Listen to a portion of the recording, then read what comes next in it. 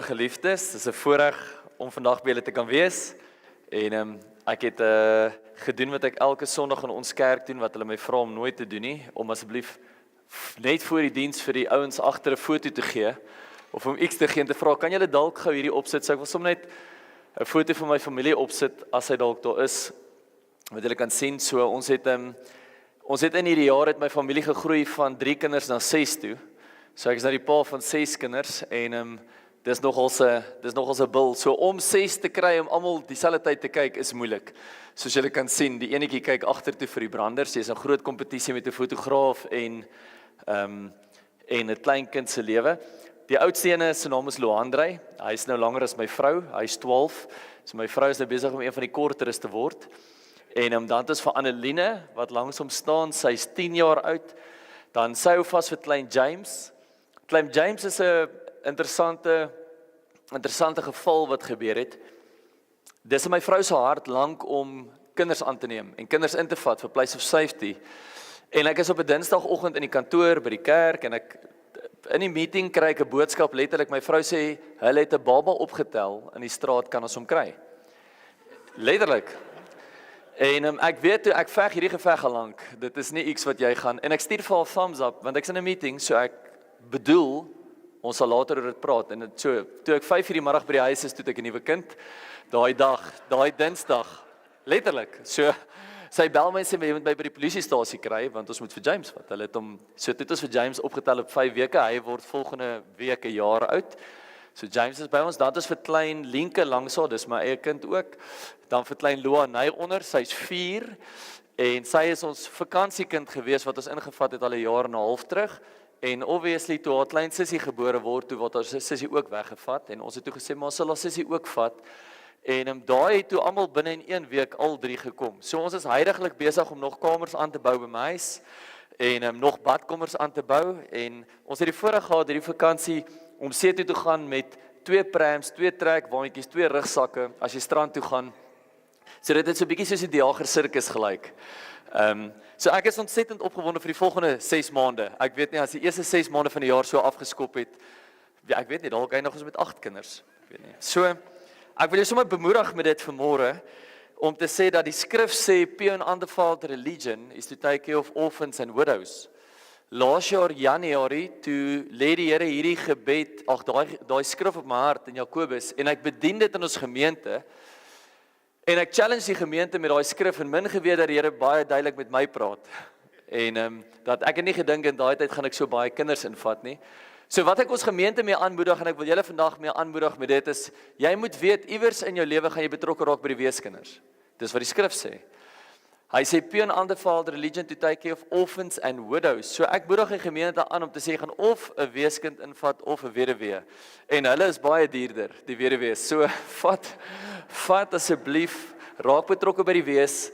Hulle het baie minder goeters en bloeddrukpille en pyngoed en dit is baie meer eenvoudig. So raak betrokke by die wees, maar sommer net die grappies verby. Die mooi van dit is, ek deel nou met Johan en met Jannie, dat van Januarie af as gevolg van hierdie, en hierdie was profetiese woord wat ons gekry het, dat die aannemingsproses vir ons, of die invatproses sal moeilik wees, maar wanneer dit gebeur, dan sal daar 'n momentum in die gemeente kom rondom dit. En ons het van Januarie af is al 18 kinders in gesinne ingevat.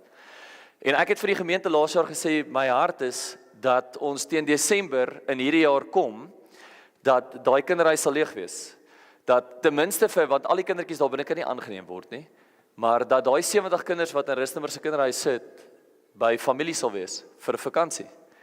En iets wat my ontsettend frustreer as ek by 'n kinderhuis kom, en daar's non-profits betrokke wat nie Christene is nie.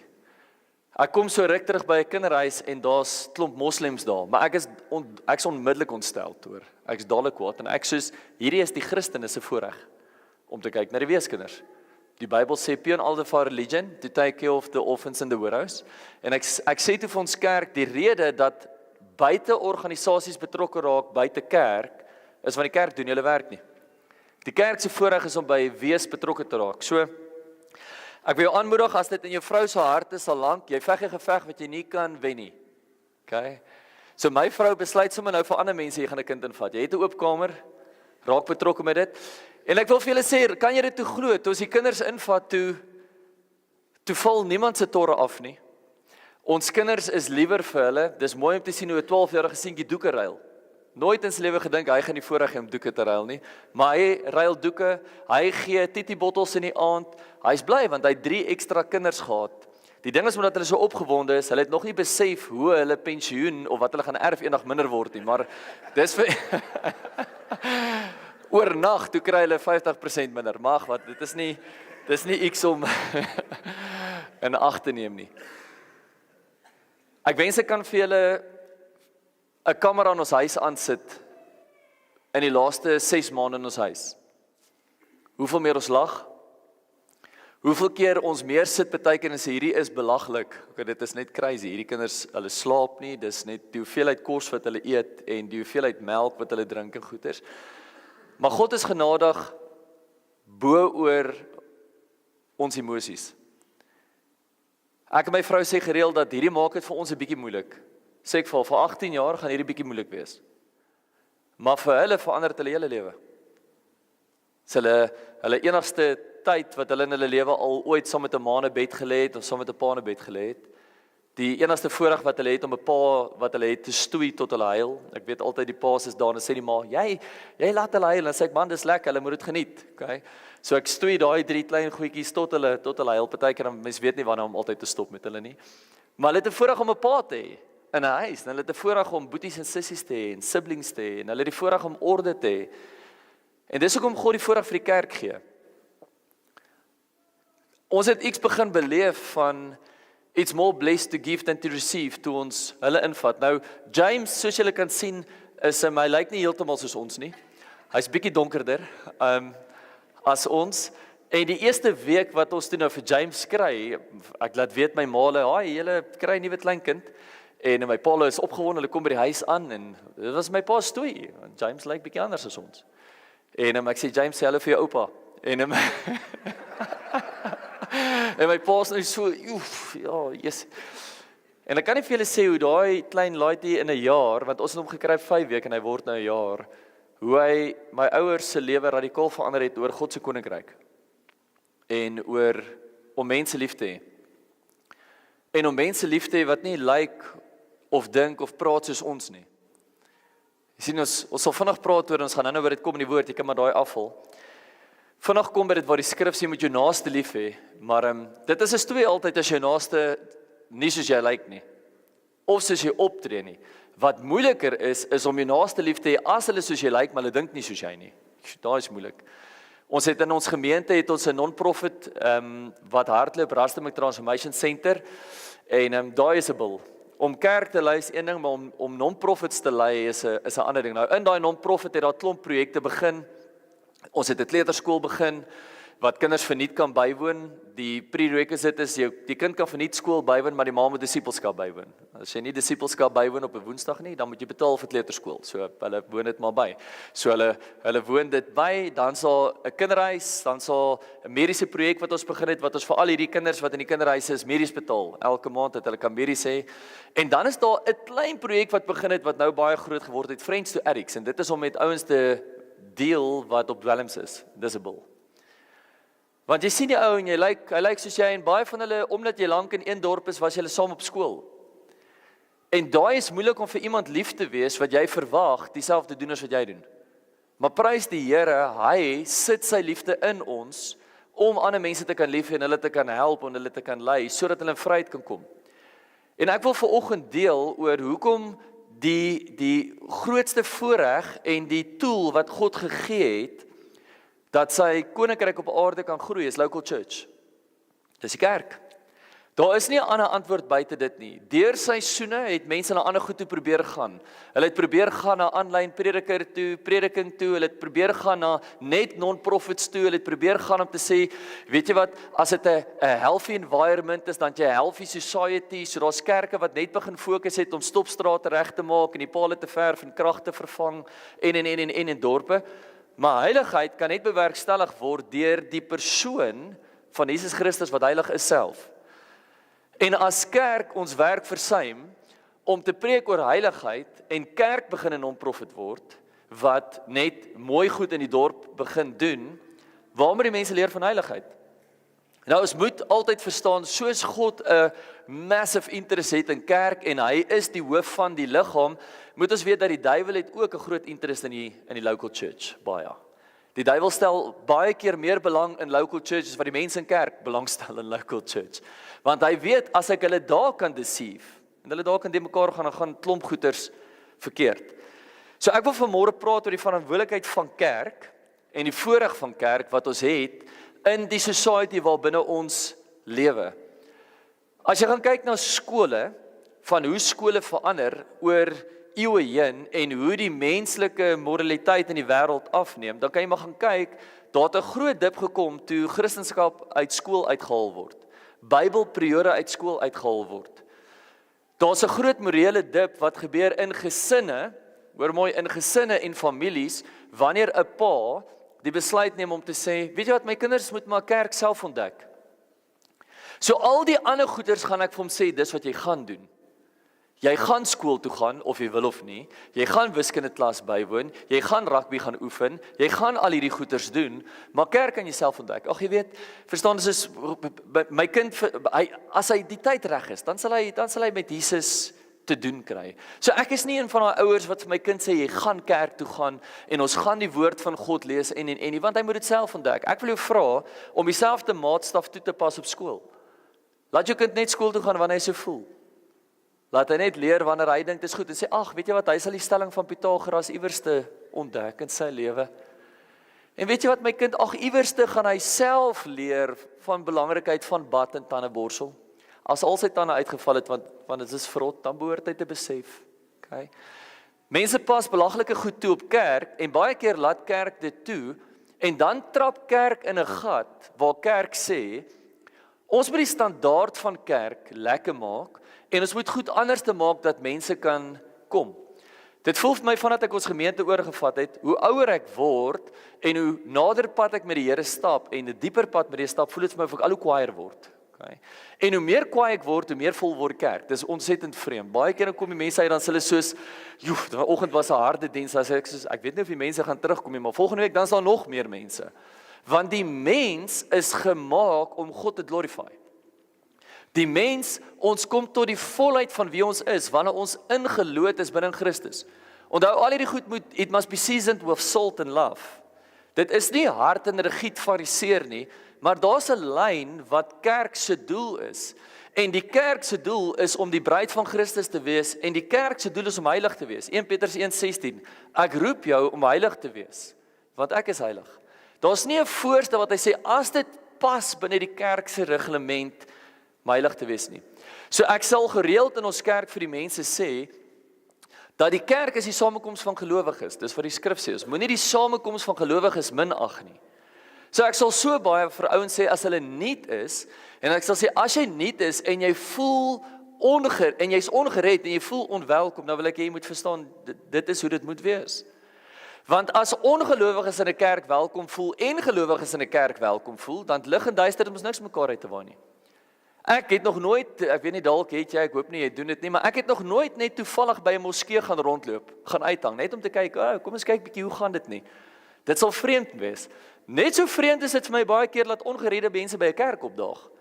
Want as jy dan sê, ek het niks met Christus uit te waai nie, hoekom daag ek op by 'n kerk? Die rede is, omdat kerk baie keer so vermom is, dat jy glad nie kan weet, dis Jesus nie. Ek het die voorreg uit die aard van die saak om baie troues te doen, laas jaar 32 troues gedoen, die vorige jaar 34 troues gedoen. So as een van julle ooit wil trou, praat met my, ek sal vir jou sê, wat werk nie, okay, by troues. Daar's goed wat ek baie keer sien, as ek soos, ja, ek verstaan nie presies wat het julle gedink nie, en baie keer dan dink ek, as die bruid instap en sê, kom stap vinniger, jy's jonk, okay, dis 'n grappie, as ek soos, wat loop jy so lank, stap, kom, sê ek, jy weet mos hoekom is ons hier, ja, ek maak sommer net 'n grappie, okay. Maar baie keer, as ek by 'n troue kom, dan sien ek mense met verskillende klere, verskillende idees en, maar daar's een ding wat prominent altyd uitstaan, almal weet presies wie is die bruid. Dis baie keer moeilik om te weet wie is die bruidegom, want sy suit lyk maar soos almal sinne, maar almal weet presies wie is die bruid. So om net iets vertel rondom met 'n grapjie. Ek kom by 'n troue en ek en my vrou ry na die troue toe en almal het net swart klere aan. Ek praat van swart skoene, swart broeke, swart hemde, swart alles. En my vrou sê vir my, was daar 'n kleurkode by die troue? Ek sê, wie sal 'n kleurkode by 'n troue hê? Want hulle stuur nooit vir my die kaartjie nie, want omdat jy is mos nou nie eintlik een van die gaste nie, so hulle stuur nie vir my die kaartjie nie. En my vrou sê, daar was 'n kleurkode hier. Hierdie was 'n all black troue. En ek sê vir haar, nee man, anyway, dit was toe nou deur die troue gegaan, dit was toe net ek en die bruid wat wit aan het. Okay. Sy het wit aan en ek, so toe sy so ingestap kom, toe sien ek sy pos so vir 'n oomblik en ek sê soos, welkom. Okay. Dis ons twee wat vandag wit aan het, hierso by hierdie troue. So, daar's vreemde goed wat mense beleef, maar 'n troue het 'n prominente element wat daar moet wees. Daar's 'n bruid en 'n bruidegom. Dis wat by 'n troue moet wees. So kerk het spesifieke goed wat kerk moet wees, en kerk het verantwoordelikheid in die wêreld. En as kerk nie 'n verantwoordelikheid optel nie, ek wil julle moet weet, dan is ons baie vinniger op pad na wêreldoorlog 3 toe, as wat ons besef. Ek het 'n ding in ons gemeente wat ek die gemeente leer, wat ek vir hulle altyd sê is, jy moenie vra hoekom verkrag iemand, hoekom moord iemand en hoekom steel iemand nie. Dis hoogmoed om daai vraag te vra. Die vraag wat jy moet vra is, hoekom doen ek dit nie? Want jy's 'n mens. En ons is gebore in sonde. So die enigste rede hoekom ek nie steel nie, hoekom ek nie moord nie, en hoekom ek nie verkrag nie, ek word nie enticed om te moord nie, ek word baie keer kwaad, dan sê ek soos, jy word nie enticed om nie te steel nie. Ek praat van steel is nie net goed vat nie, ek praat van steel is om jou belasting nie reg te doen nie, ek praat van steel is om hierdie te doen, jy word enticed, jy word versoek. Jy moet nie vra hoekom doen mense dit nie, jy moet vra hoekom doen jy dit nie. Want die ou Andrei wat dit moes doen, is dood. 25 September 2004. En nou lewe Christus binne in jou. En die een wat binne in jou lewe is heilig, hy's regverdig, hy's skoon en hy's anders. Hy's totaal anderste. En jy moet leer om saam met hom te leef, en dis hoe kerk anderste lyk. Dis hoekom kerk anders lyk as alle organisasies in die wêreld, want in kerk staan Christus sentraal. Iets wat ek jou wil los om net in jou kop vir jou vas te maak is die konsep van Christ-centered theology. Dis iets wat kerk baie vinnig sê, maar ek wil vir jou vra, het jy 'n Christ-centered theology? Waar jy sê dat Christus is waarlik die middel en ons het die voorreg om ons hele lewe lank ons lewens neer te lê om na hom toe te kom en meer verander te word deur wie hy is. Is jy gemaklik met die konsep en die feit dat jy moet weet dat jy nooit op die radar gaan verskyn teen Christus nie? Nooit nie.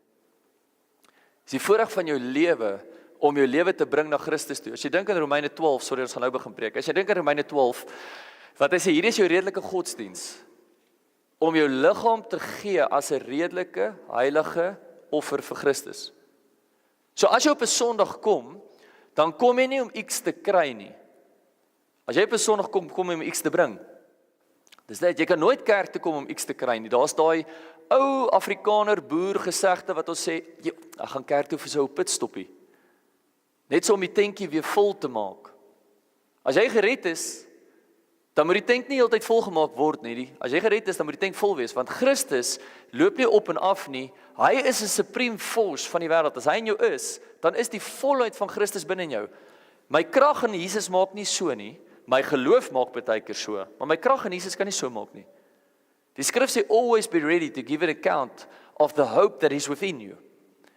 So as ek op 'n Sondag kerk toe kom, as ek op 'n Sondag na 'n plek toe gaan, dan gaan ek as 'n verteenwoordiger van Christus, ek gaan in die volheid van lig en sout, ek gaan in die volheid van die bruid van Christus, to love God and to love the one that is close to me, my naaste. Dis waartoe ek gaan. Ek gaan nie noodwendig net meer na 'n kerk om te sê, wat kan ek kry daar uit nie? Ek het vir 15 jaar in my lewe, voor ek gered was, het ek kerk toe gegaan om te kyk wat ek kan kry. Kan ek 'n meisie kry? Is daar vir die koffie? Nee, kan hierdie oom daarvoor iets ouliks vir my sê? Dit is hoekom ek kerk toe gegaan het. Prys die Here, ek het aanhou kerk toe gaan, want ek het 'n pa gehad wat ontsettend kwaai was. Wat gesê het, jy gaan kerk toe, as jy instap, wil jy piepie? Wil jy iets sê? Wil jy iets vra? Dan sê ek nee, dan sê hy great, dan sit jy stil. Jy bly op jou stoel. Jy kan opstaan as die dominee aan die einde van die diens sê, ons loop. Jy gaan nie nêrens heen tydens die diens nie. Jy sit nie langs jou suster nie. Een sit langs my pa, dan sit my pa, dan sit my ma, dan sit my oudste suster en dan het my jonger suster gesit. Dan het hy gesê, julle sit nie by mekaar nie. Want hy het gesê, hierdie is die kerk. dis God se koninkryk, dit gaan oor hom, en dit gaan nie oor jou emosie nie. Dit gaan nie of dit vir jou lekker is nie, jy sit en jy luister. So ek het groot geword in 'n kerk, maar dank die Here, ek het 'n pa gehad wat my soontoe gevat het, want daar was een Sondag. Ek weet nie of jy iemand hier is wat allergies is vir bye nie. So 'n klomp bye kon jy al gesteek het in jou lewe, en dan steek een by jou, en dan is jy allergies. Jy sien, dis dieselfde met kerk bywoon. Ek het vir 15 jaar kerk bygewoon, en toe is daar een diens. En toe is ek nie allergies nie, but then I fell addicted to Christ. Toe het my verander. Jy sien, as ek nooit kerk bygewoon het nie, dan hoe sou ek die evangelie hoor? Dis onmoontlik vir die mense om die evangelie self te ontdek. Dis onmoontlik. Hy sê, gaan en maak disciples. Gaan en vertel die mense.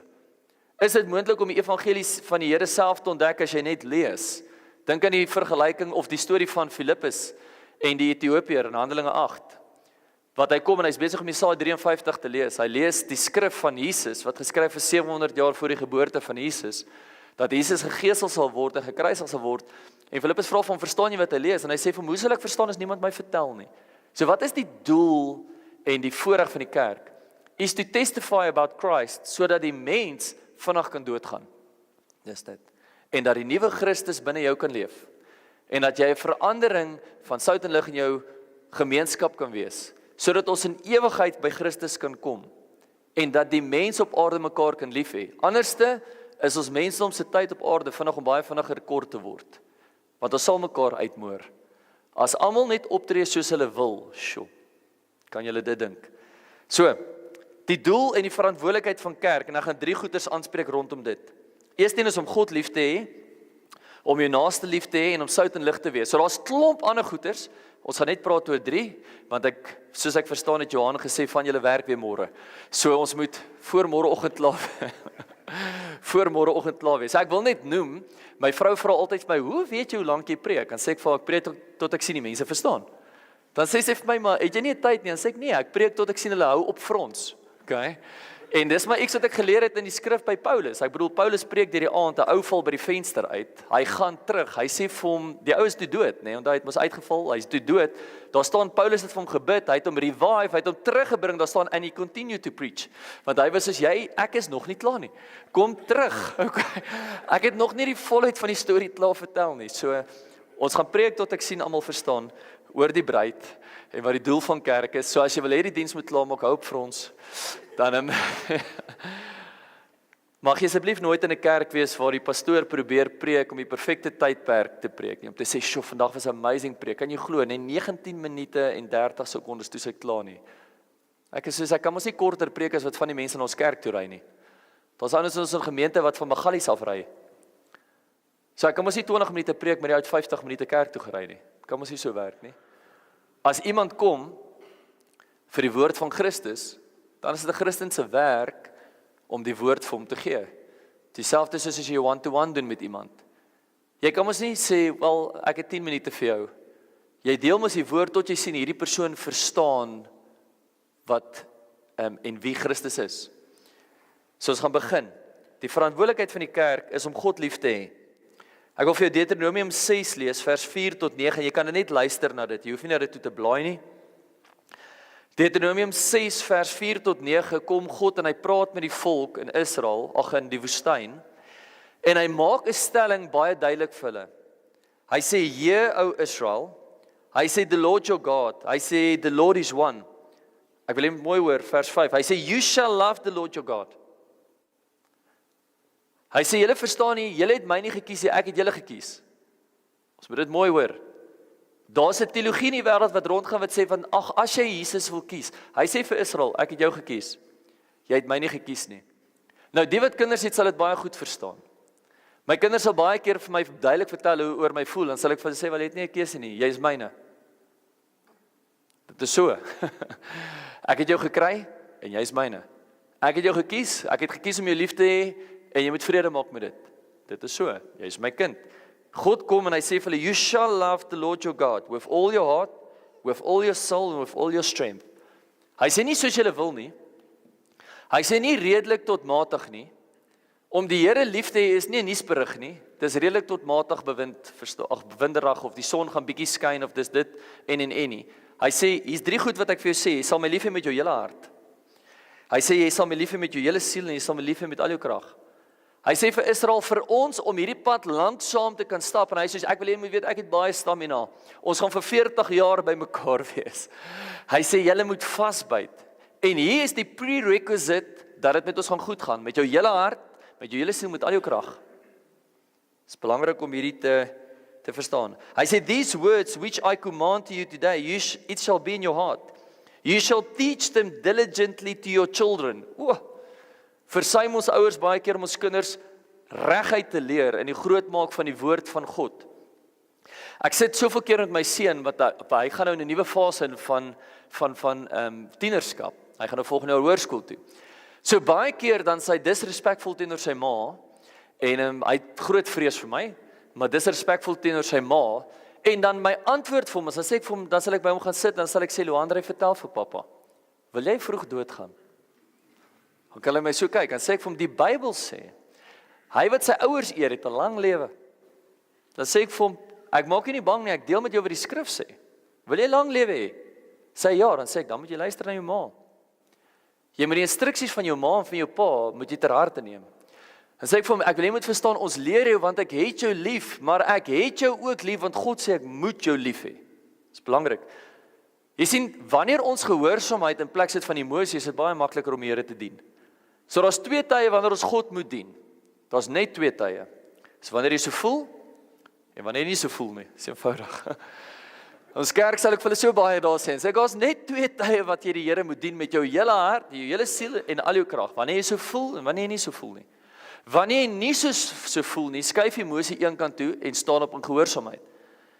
Die rede dat ons in vandag se tyd sit met soveel kinders wat in kinderhuise is, egskeidings, moord, tronk, al daai goeters, is want emosie staan voor obedience. Maar God kom en hy sê, ek gaan dit vir julle duidelik maak, daar staan nie, you must have a specific feeling towards your God, nie, daar staan, you shall love him. Punt. Ek wil vandag vir jou vra, dat jy, as die kerk van Christus, is jy gehoorsaam aan die opdrag om te sê, Here, ek sal u lief hê. Ek wil julle moet mooi hoor, lief hê is nie emosie nie, lief hê is 'n opdrag. Lief hê is 'n opdrag. As jy nie eens lank getroud, dan sal jy weet, ek en my vrou gaan nou hierdie jaar na 16, ons gaan 16 jaar toe, ons is 22 jaar in mekaar se lewens, ek het haar ontmoet in graad 8, dit was 'n amazing dag, ontmoet ek haar, en daar het ons begin date, en toe eventueel toe kon ons trou, toe sy 21 was en ek 22 was, nog nooit in my lewe gewerk nie, ons het geswat, ek weet nou nog nie hoe haar ouers ja gesê het nie, maar ja, ons is by mekaar, en ons is getroud, en in hierdie tydperk was daar baie dae wat ek nie dieselfde oor haar voel, as toe ek haar gesien het in graad 8 nie. Emosie kom baie keer op. En dan praat ek met die Here oor haar en sê ek, Here, hier is die vrou wat jy gemaak het. Okay. Dan sit nie my liefie, my narsing, blom van my lewe. Dan sit soos, Here, hierdie vrou wat u gemaak het. Here, ek verstaan haar glad nie. Nie vandag nie. Ek het al gister verstaan, maar ek verstaan haar nie vandag nie. En dan sê die Here vir my, jy sal haar lief hê, Efesiërs 5. Soos Christus die kerk lief het, daar is jou vereiste, dan sê hy, André, ek gaan jy nie los rondom dit nie, skuif jy emosie een kant toe en sit gehoorsaamheid in sy plek, en hê haar lief. Nou, om iemand lief te hê, belangrik, om iemand lief te hê, is jy doen vir hom wat hy vra. Jy doen nie vir hom van wat jy dink nie. Die van julle wat al 5 love languages gedoen het, sal weet baie keer dat konflik kom. Ons huis, my love language is acts of service. Okay? Daar is niks meer wat my hart laat blom in ons huis, soos as my vrou mop en die huis uitvee nie. Okay, good. Ek maak nie grappe nie. Dit is my act of service. So ons grootste bekleierery in ons huis ooit, is ek maak heeltyd skoon. In die begin van ons huwelik kan sê my vrou, jy laat my soos 'n slegte vrou voel, want as jy van die werk afkom, dan maak jy heeltyd skoon. Dan sê ek vir haar, maar wat doen jy? Wat dink jy? Ek maak skoon, want ek dink dit is wat jy nodig het. En wat sy nodig het, is quality time. En ek kom by die huis en dink ek, so gaan ons nou vir 'n halfuur op die bank sit. En dan? Ons het nie eens 'n TV nie. Gaan ons net hier sit? Dan sê sy soos, ja, sy sit net by my. Dan sê ek soos, maar hoe weet ons as dit klaar is? Soos, hoe weet ons as nou klaar gesit het? Wanneer is dit verby? Okay, het ons 'n timer, hoe werk dit? Jy sien, ek quality time is heel onder, ons het dis tweede laaste van onderaf. So die ding wat op my en my vrou se love language heel onder is gifts. Soos heel onder is geskenke. Daar's min goed wat mense vir my ooit kan gee wat regtig my hart regtig bly maak. So ongelukkig lei ons kinders ook onder dit. So meeste van die tyd, ons het een groot wit kers in ons huis, daai groot wit kersse. So meeste van die tyd as hulle verjaar, dan sê ek vir my vrou die aand, jy weet, ek dink een verjaar môre. So ons moet seker vir hulle sing. En dan kry ons daai groot wit kers uit die oggend en ons sing en dan deur die dag sê ons, ja, ons moet jy weer X koop vir jou verjaarsdag. Okay, so gifts is heel onder op my vrou se lys. Dan is dit vir haar is heel bo, is quality time vir myne is act of service. So ons eerste 7 jaar groot bekleierery, want ek het haar lief in my love language.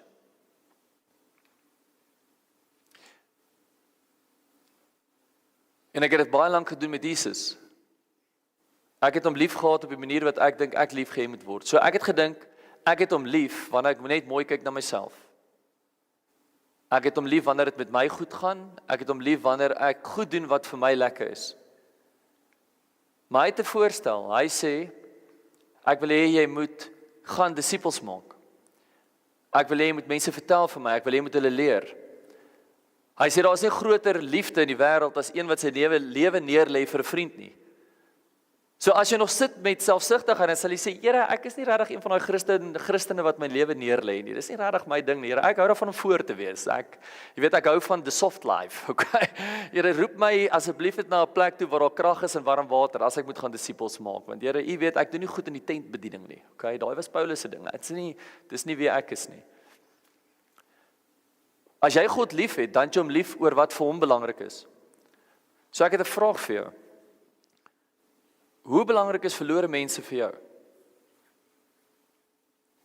Dis die ding. Want dit is hoekom hy gekom het. Hy sê, for the Son of God came to seek and find those which are lost. So ek glo ook soos julle, verstaan julle bid baie vir verlorenes. Bid ons gemeente al vir 5 jaar. Elke aand 9 minute oor 7 bid ons vir verlorenes. As jy in 'n mall sit, dan hoor jy lui mense se wekkers. Because the Son of God came to seek and find those which are lost. Dit is Lukas 19 vers 19.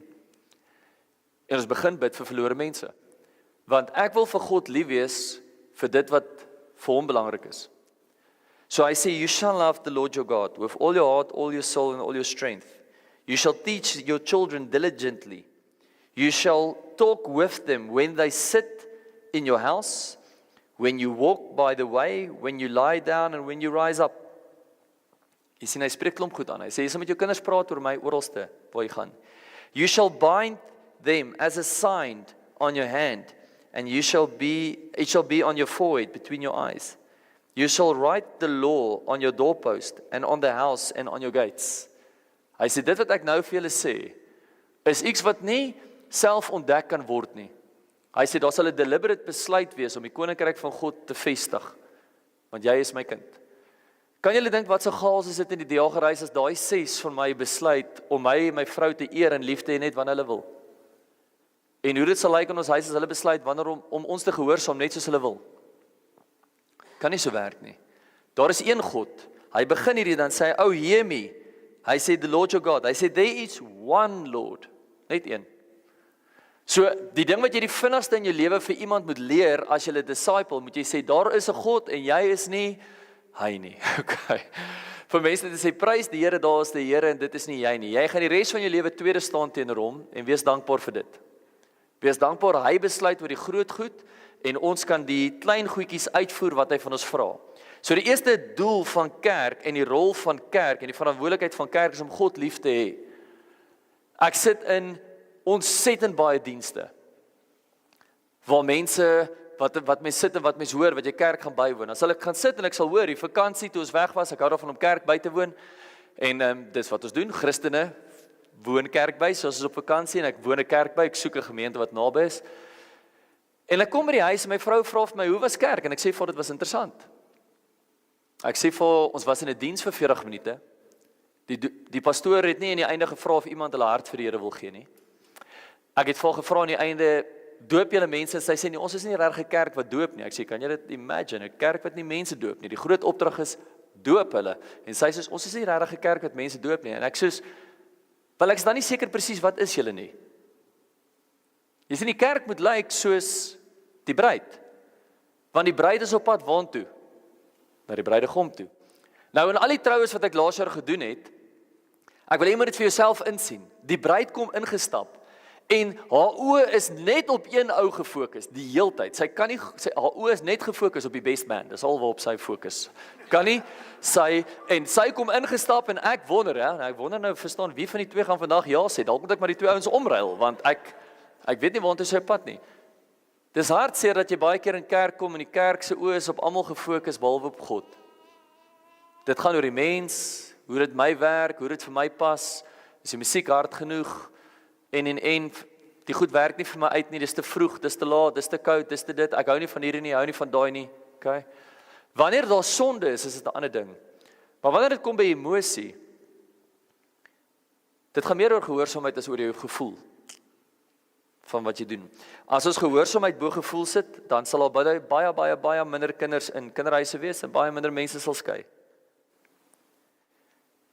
So die eerste ene van die kerk, ons verantwoordelikheid is om God lief te hê. Die tweede ene is om ons naaste lief te hê soos onsself. Dit behels mense wat nie soos jy dink, lyk, doen of optree nie.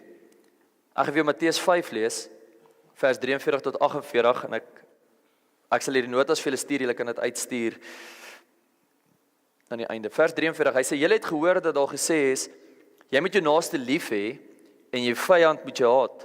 Maar ek sê vir julle, julle moet julle vyand lief hê, seën die wat julle vervloek, doen goed aan die wat julle haat, en bid vir die wat julle beledig en vervolg. Nou soveel keer dan wens ek, Here, ek wens u daarom net vergeet om hierdie te sê in die bergpredikasie, maar hy vergeet nooit goed nie. Okay.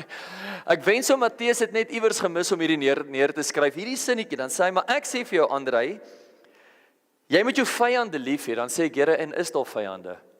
Daar is, dan sê jy moet hulle lief hê, hy sê, jy moet die seën wat jou vervloek, dan sê ek soos, Here, is daar mense wat my vervloek en kwaad is vir my, ja, dan sê hy soos, jy moet hulle seën, dan sê ek soos, Here, ek wil 'n komitee stig en beplan hoe ons hulle gaan uitwis, okay?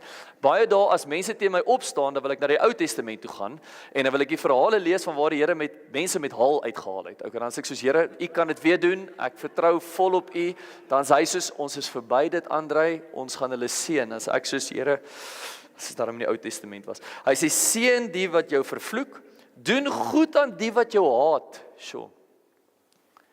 Jy weet die Here konvik my vrou oor die 3 kinders wat in ons huis is. Hy sê vir ons een aand en die Here praat met my en Marita in dieselfde aand oor hierdie. Ek word wakker en ek sê vir haar ek het 'n vreemde droom gehad en sy sê sy het 'n vreemde droom gehad. En ek sê vir haar ek het gedroom oor Luanay en Bianay se ouers. En sy sê vir my sy het gedroom oor James se ma. En sy sê, sy voel die Here sê, ons moet vir hulle begin bid vir redding. Sjoe. En ek is dadelik kwaad. Ek wil nie bid vir die mense vir redding nie.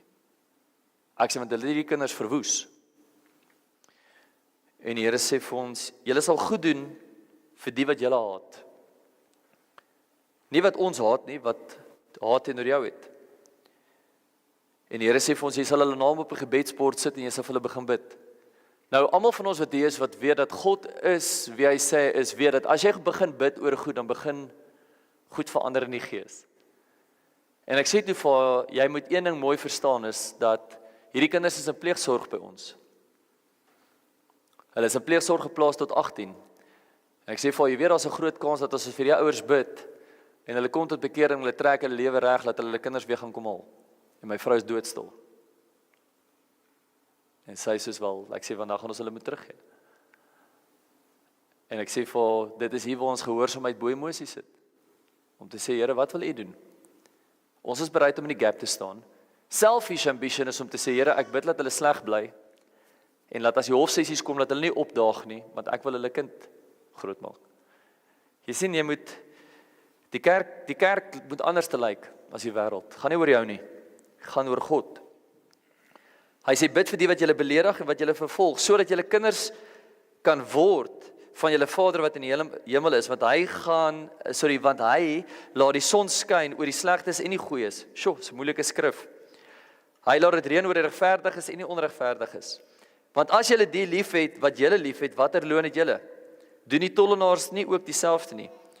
As julle net julle broers groet, Wat besonders doen julle dan? Hoor mooi wat sê hy. As die kerk nooit met ongereddes te doen kry nie. Hy sê, wat besonders doen julle? Nou, die verantwoordelikheid van kerk is nie dat mense in Sondagdienste tot bekering kom nie. Ons het ons gemeente begin challenge oor dit 3 jaar terug en ek het vir hulle gesê, die begeerte van my hart is dat ons meer mense doop deur die week as op 'n Sondag en laat ons meer mense tot bekering, daar meer mense tot bekering kom buite Sondagdienste as in kerk. Want die opdrag, hierdie is die samekoms van gelowiges. Nou sê mense, maar waar moet mense, ongeredde mense, as hulle onwelkom voel in kerk, waar moet hulle inpas? Dan sê ek, maklik, die Christene moet hulle werk doen en hulle moet die mense gaan kry daar buite. Dis eenvoudig.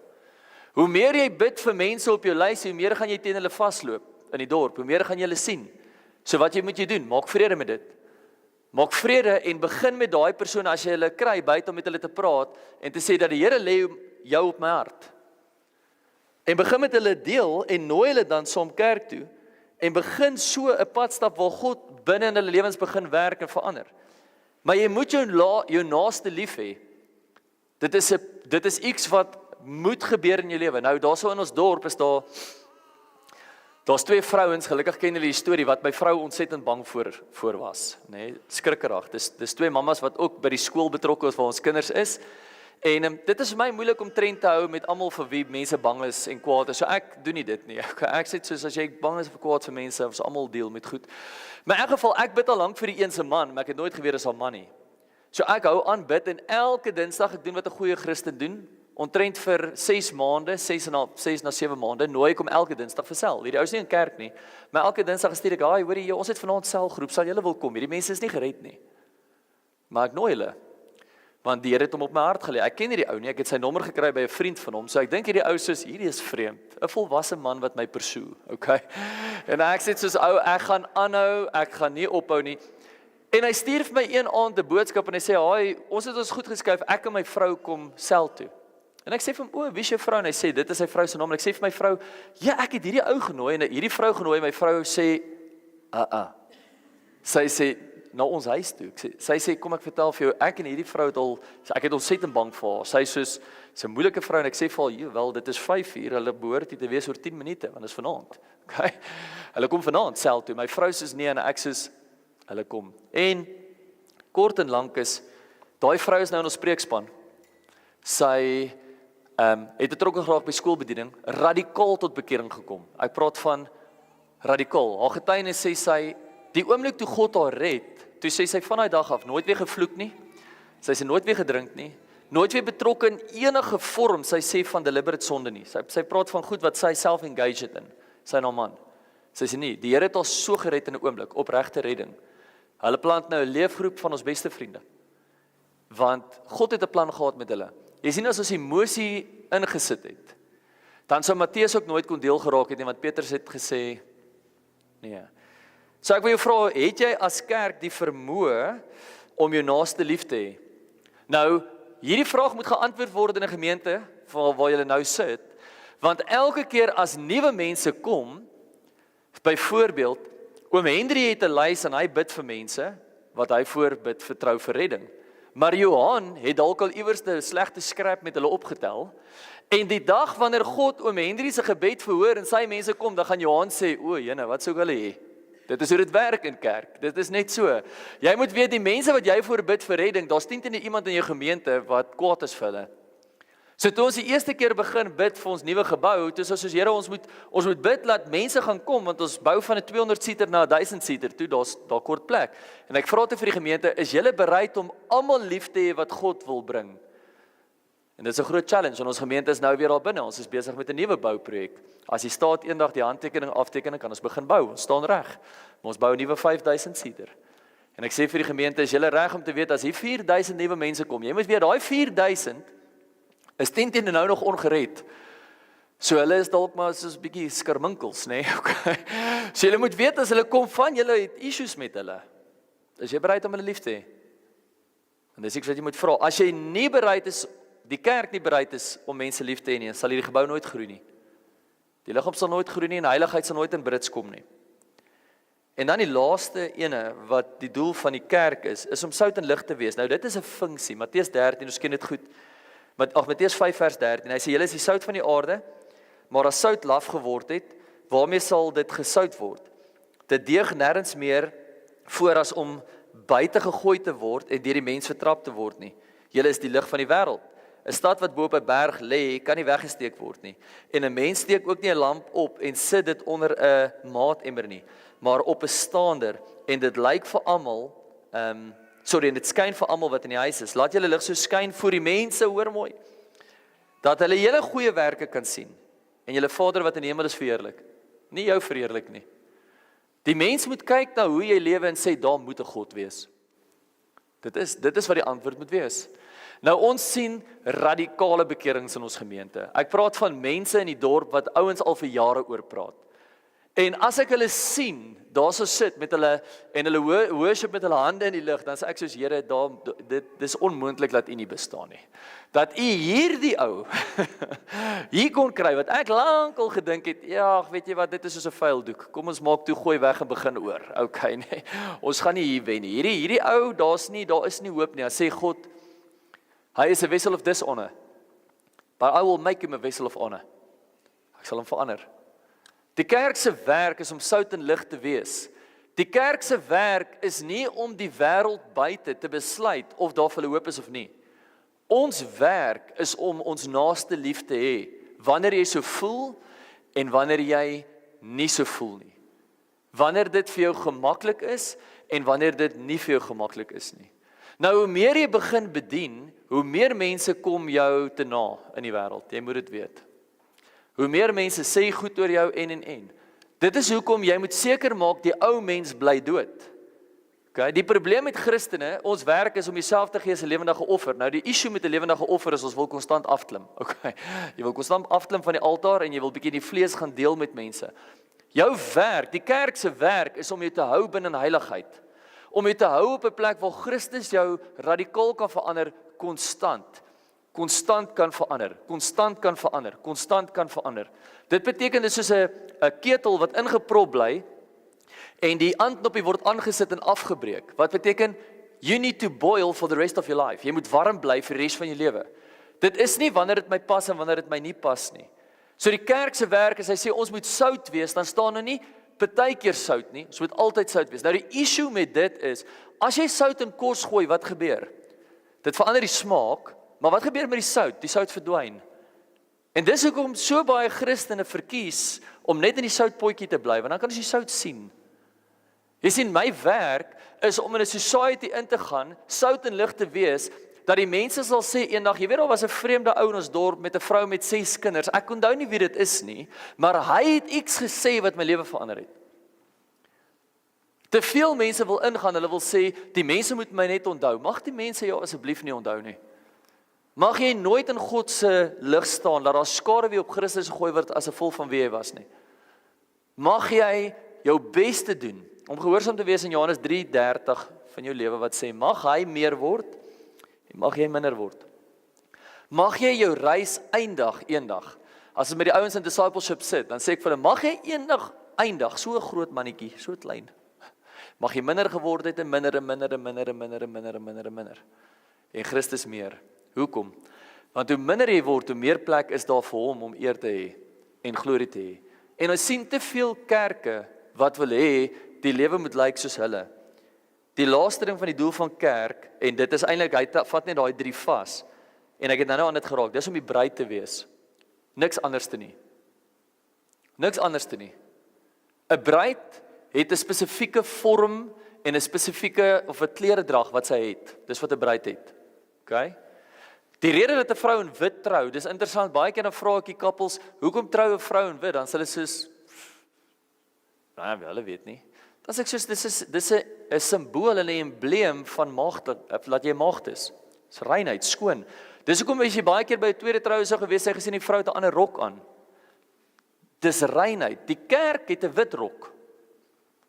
Ons moet rein wees, skoon wees voor Christus. Ons moet voor Christus staan, vlekkeloos, skoon. Ek lees vir jou die vereiste van kerk wat God sê, Efesiërs 5.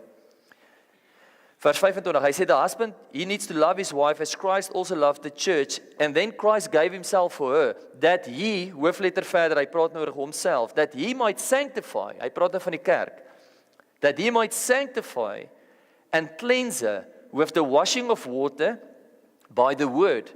Die woord van Christus verander mense se lewens, nie toertjies nie.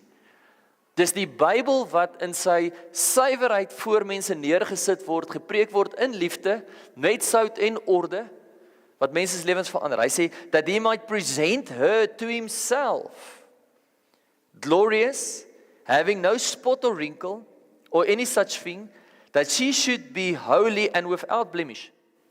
Dis hoe die kerk lyk. Dis die bruid van Christus. Dis hoe die bruid van Christus moet lyk. Nie toertjies nie, nie vreemde goed nie, heilig, consistent, anderste as die res van die wêreld. Jy sal nooit in jou lewe te mekaar wees as jy by 'n troue kom en dan sê soos, ek wonder nou, hier is mense, hier's kos, hier's musiek. Hier's 'n joligheid wat aangaan. Ek wonder, is dit 'n troue of 'n 21st? Jy wonder nie, hoekom? Want by 'n troue is daar twee prominente persone. 'n Bruidegom en 'n bruid. En ek wil mooi praat oor hierdie, en ek gaan klam ook met dit. Die bruid is altyd op pad na die bruidegom toe. Daar's 'n teologie wat omgedraai word in die wêreld wat sê, die bruidegom is op pad na die bruid toe. God kom agter ons aan. Nee, hy roep ons. He called you, Kolossense 1:13, for he called us from a kingdom of darkness into a kingdom of his marvelous light. Hy roep jou, daar staan nie, hy kom bly in die donker koninkryk net maar saam met jou en daar funksioneer nie. Hy sê hy roep jou uit dit uit. Die bruidegom staan voor en hy roep die bruid en hy sê kom, heilig, skoon. En soos jy na my toe kom, fix your eyes upon Jesus, the beginner and the ender, the author of our life, die een wat die goeie werk in jou begin het. Jy moet jou oë op hom vestig. Soos ek nou gesê, die bruid kan nie inkom en sy flirt met die ou aan die kant en dan praat sy 'n bietjie hier en dan stap sy en sy kyk die dominee vreemd uit en die best man vreemd uit en nie. As die bruid inkom, moet haar oë gefokus wees op haar bruidegom, because this is covenant for life. Jy sien, die kerk se werk is om seker te maak as ons uit 'n kerk uitstap, uit 'n diens uitstap, uit enige ding uitstap, dat die trourok skoner is. Die bruid moet meer gesuiwer wees, anders te wees. Nou daai is nie 'n lekker proses nie. Om spotskolle uit klere uit te was, is nie lekker nie. Dis daar wat jy die twee hande vat met die seep tussen en jy begin skrob. Okay? Nou, heiligmaking in 'n kerk behels skrob en was, en skrob, en was. Dis nie glorious nie, dis nie mooi nie, dis nie 'n lekker proses nie, okay? Die probleem wat ons mee sit is, dat die bruid wat hierso is anders as my t-shirts by die huis, wat my vrou was en skrob.